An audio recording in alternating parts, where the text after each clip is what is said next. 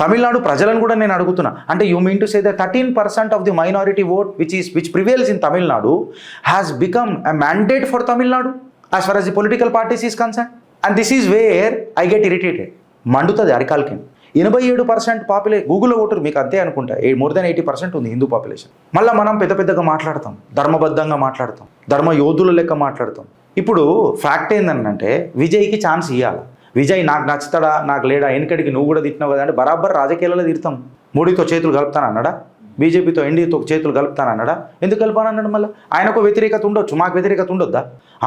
But Tamil Nadu ప్రజలు mandate ఇచ్చిండ్రు. Mandate ఇచ్చిన తర్వాత ఖచ్చితంగా ప్రజల యొక్క మ్యాండేట్ని రెస్పెక్ట్ చేయాల్సింది రాజ్యాంగం. గిరీష్ గారు రాజ్యాంగబద్ధంగానే ఉంటాడు. ఇప్పుడు విజయ్ వచ్చి హిందూ ధర్మానికి వ్యతిరేకంగా మాట్లాడతానంటే బొందలగడ్డల మీద మూలలు కొడతారు తమిళనాడులో కూడా.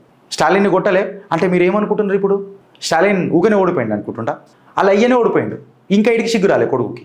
అయ్యి ఓడిపోయినా కొడుకుకి సిగ్గురాలే. ఎందుకు చెప్పాలనా? చెల్తా హే హిందూ ధర్మంలో సబ్ కుచ్ చెల్తా హే.